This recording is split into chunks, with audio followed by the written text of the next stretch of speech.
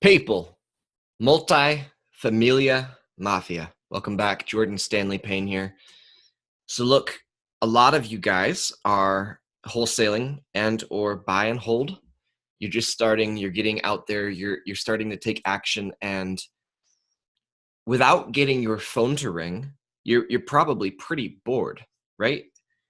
So I'm going to talk a little bit today about different strategies and different ways to market to find motivated sellers. So I don't care who you are. I don't care who you think you are. I don't care what you think you know. You've got to be in contact with people in order to close a deal, whether it is wholesaling or whether it is buy and hold, even fix and flip. So I'm going to go over the traditional ways of marketing. My next podcast, I'm probably going to do a little bit of non-traditional. So a couple of the traditional things that a lot of people do, and there's nothing wrong with traditional. Don't get me wrong here. I think that there's a lot of value in traditional ways of marketing. I personally have found those avenues to be extremely crowded, extremely concentrated. If you live in a big market, let's just take Charlotte, and you are only doing traditional forms of marketing, there may be 5,000 to 10,000 other people marketing to the exact same clientele. I personally choose to do creative marketing. To keep this separate, I'm going to do that in a different podcast. So, guys, traditional forms of marketing would be this. You post an ad on Craigslist. Your ad might say something like, did you inherit a property that you don't like? Are you in pre-foreclosure? Like blah, like we're targeting like all of the different pain points, right? That'd be like the subject of your ad. Then in the body, you'd say, blah, blah, blah. Are you going through this? Are you going through this? Are you going through this? My company can do this. We can close quickly. We can pay cash, blah, blah, blah. That is a very normal form of advertising. If you have bought any sort of wholesaling course from any guru, they probably recommend that. Now, is that effective? Sure. Why not? You can do a deal that way. I've done deals that way. People that I'm in networked with do deals that way. To be effective at the Craigslist thing, you need to be extremely consistent. Often we recommend, you're doing 5 to 10 a day. Can you outsource that? Sure. Why not? Some people have virtual assistants. If you just want to do it yourself, it's going to take you 10, 15 minutes. There's a lot of red tape with Craigslist. You might have to have multiple accounts. You might have to have multiple emails. And there's a lot of jackasses out there that will flag your post just so that their post will be seen and yours won't be. I've seen a lot of people get into this habit of like they're blocking you, you're blocking them, they report you. Like it's this endless like a little bitch fit where people go back and forth flagging each other. Seems like in my opinion, that's kind of ridiculous. So that is a traditional form of marketing number one, Craigslist. For me, on the multifamily side or on the buy and hold side, my ad would look a little bit different than a wholesale ad. I would say something like, hey, I'm looking to buy 5, 10, 15, 20 more properties in this neighborhood. We can close a couple of different ways. We can take over your mortgage payments. We can owner finance, give you some cash down and give you monthly cash flow. We could lease it from you with an option. Like my ad would be a little bit different. Okay. But still, that is Craigslist. People are posting in real estate for sale, real estate wanted, real estate by owner. There's a lot of different sections in Craigslist that you could post. Which one's better than the other one? I really don't know. Figure it out. Try a couple different things. So that's the first one that I wanted to go over was Craigslist. The second one that I want to go over is bandit signs. A bandit sign is a sign normally, 3 foot wide, maybe a foot and a half, 2 feet tall. It's on 2 metal stakes. And people often drive around at night, like on the weekend, and they put up a bunch of bandit signs. Bandit sign normally says, I buy houses cash with a phone number.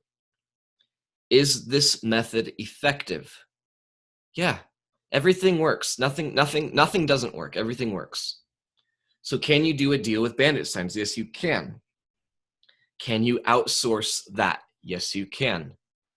Part of the difficulty with bandit signs is, a lot of cities do not want you to go post bandit signs everywhere.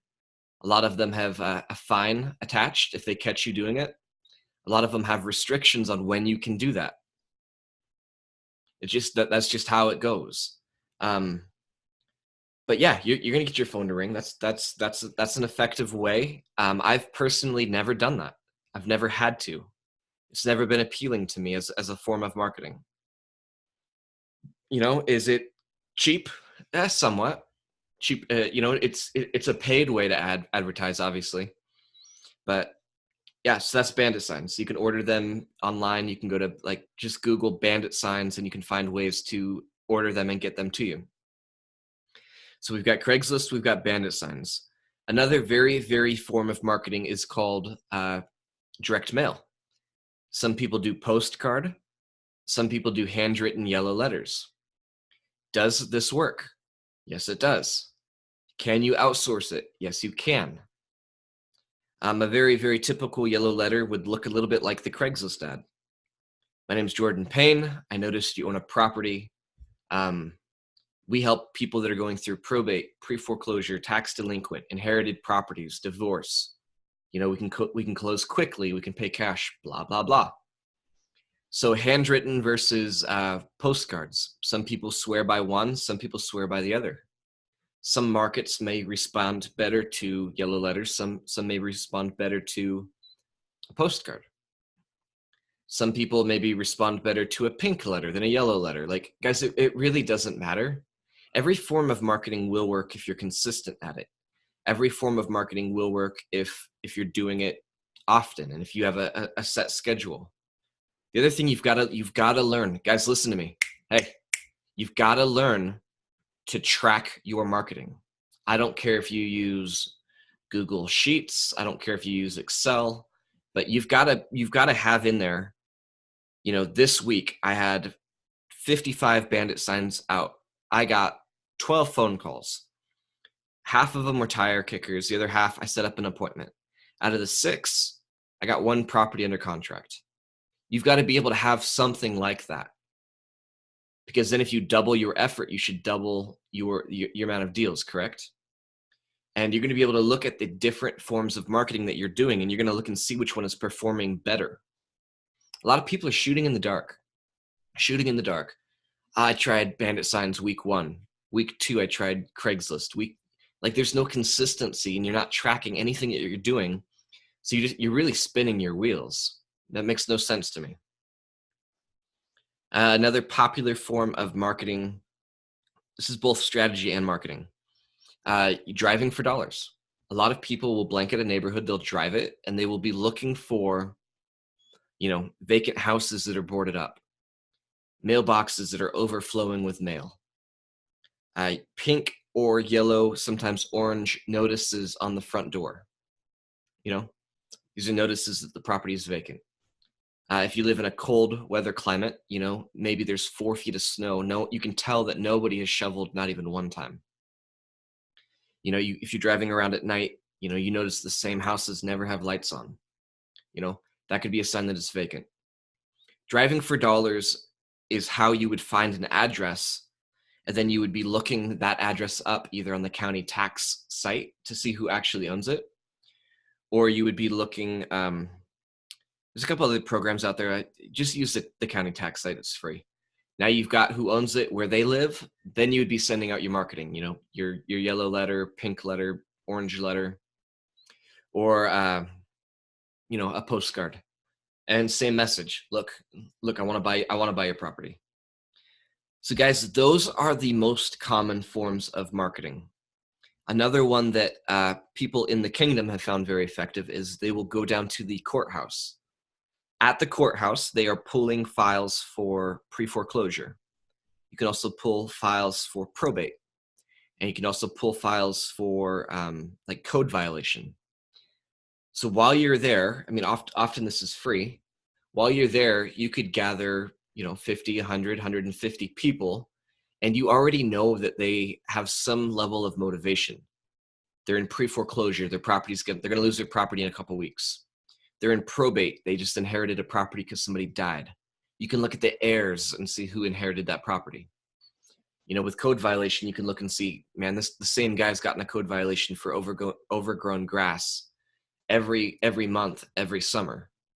Okay, maybe there's a problem there. Guys, these are the traditional forms of marketing. Every single one of these forms of marketing works. All of them work.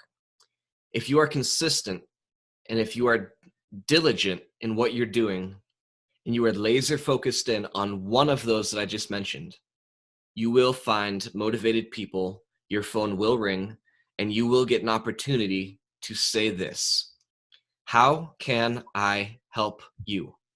That's one of the most powerful things that you can say. How can I help you?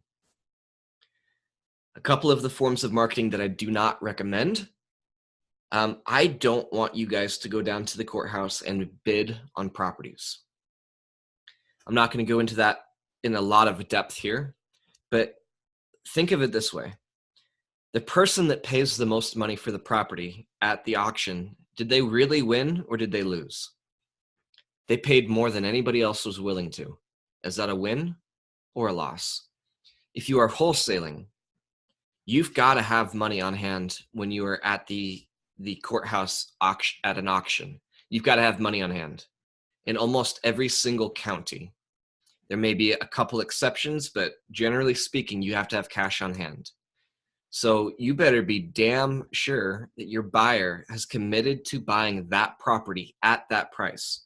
If you don't do that, you are at risk of spending your money or maybe even private money on a deal that you don't know if you can even move. Often you do not get to see the inside of the property. Often you do not get to do a walkthrough.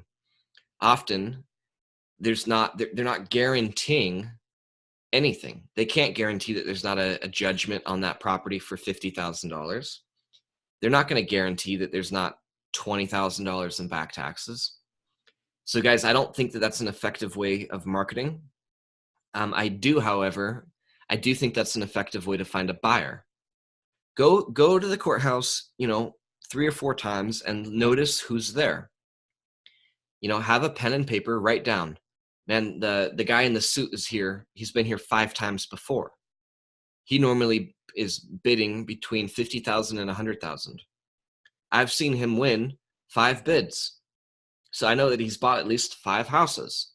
Guys, that's a great person to go talk to. You might find other people that show up every single week. These guys are probably buyers.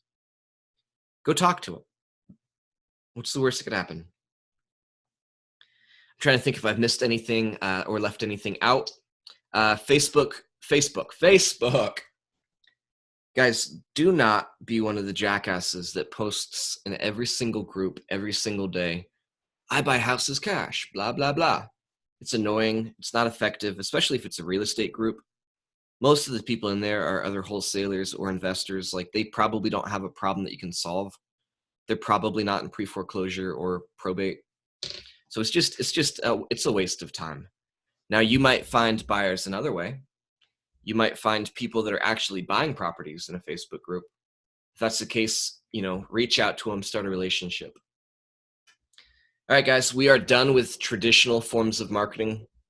I'm going to do another podcast here shortly about some creative forms of marketing, both for wholesale, buy and hold, and fix and flip. Make sure you guys stay tuned for that. Social media, as always, Facebook and Instagram at The Kingdom Real Estate, Snapchat, The Kingdom REI, my personal closed group, Jordan Payne Network. You guys can find us on all of those. Stay tuned. We'll see you guys soon.